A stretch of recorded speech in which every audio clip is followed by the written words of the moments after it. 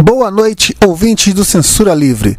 Voltamos hoje, 18 de fevereiro de 2017, com nossa coluna semanal Extracampo.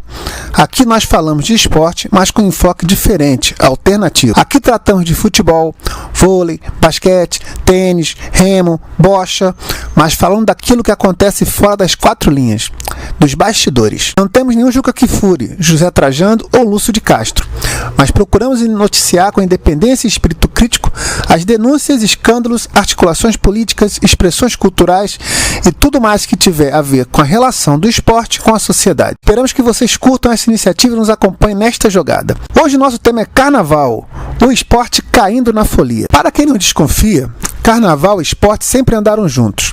Apesar dos festejos da folia de Momo, na maioria dos casos, não ser indicada para atletas em período de competições. Muitos deles dão sua escapadinha e saem pelas ruas dançando e cantando. E muitas vezes não apenas isso. É comum vermos, principalmente na televisão, a presença de conhecidos jogadores de futebol e atletas consagrados de outros esportes desfilando na Sapucaí ou acompanhando o desfile das escolas de samba em concorridos e badalados camarotes, bancados por empresários e patrocinadores. Muitos demonstram pouca desenvoltura para a folia e até um certo constrangimento, mas a maioria mesmo se empolga e se esbalda na festa, sambando com o dedinho para cima e com um sorriso largo na boca. Não podendo faltar a camisa, agora abadá, e aquela garrafinha do energético, da cerveja ou da aguinha do patrocinador. Mas temos também o outro lado, mais popular, sem tanto glamour ou gourmetização dos dias de hoje. Existem também jogadores afinados com o carnaval e que desfilam por suas escolas de coração. Talvez o caso mais famoso seja o de Júnior Capacete, mangueirense e que chegou a cantar e compor sambas, como o inesquecível Voa Canarinho Voa, que embalou aquela seleção na Copa de 1982. Outro caso bem folclórico é o do Bloco das Piranhas, que nas décadas de 1970 até 1990 desfilava pelas ruas do tradicional subúrbio de Madureira, berço de escolas como a Portela e o Império Serrano.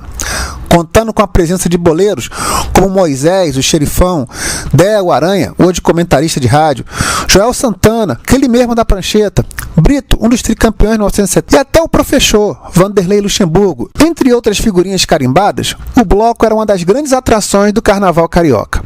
Além disso, algumas escolas de samba surgiram ou têm muita afinidade com certos times de futebol.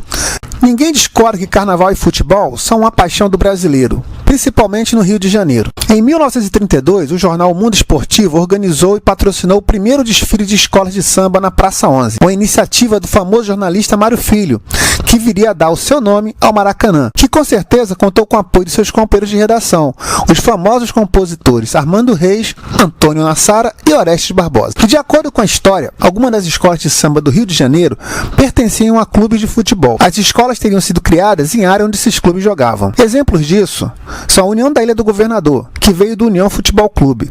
A Mocidade Independente de Padre Miguel surgiu do Independente Futebol Clube. E a São Clemente nasceu de times de futebol de areia que jogavam na praia de Botafogo, zona sul do Rio. A Portela é um outro caso interessante. Historicamente, sua torcida é formada principalmente pelos moradores dos vários subúrbios cortados pela linha do trem na região de Madureira e por um público da Zona Sul, atraído pelos ensaios realizados na década de 70 no Clube Mourisco, antiga sede do Botafogo. Daí, a tradicional empatia entre a águia e a estrela solitária. Há também uma grande comunhão entre flamenguistas e mangueirenses. Talvez a proximidade com o Maracanã explique muita coisa. Muitos vascaínos torcem pela União da Tijuca.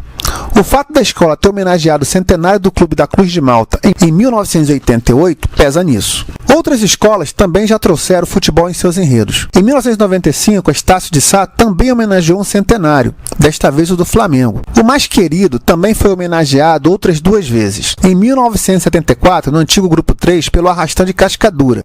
E em 1990, pela difícil ao nome, de Pilares, no então Grupo C. Inclusive, o Arrastão de Cascadura originalmente tinha as cores vermelho e preto em homenagem ao clube. Já o Fluminense foi homenageado pela Acadêmicos da Rocinha em 2003, no grupo de acesso A, comemorando com um ano de atraso o centenário do clube. O América foi homenageado pela Unidos da Ponte no grupo de acesso B em 2004.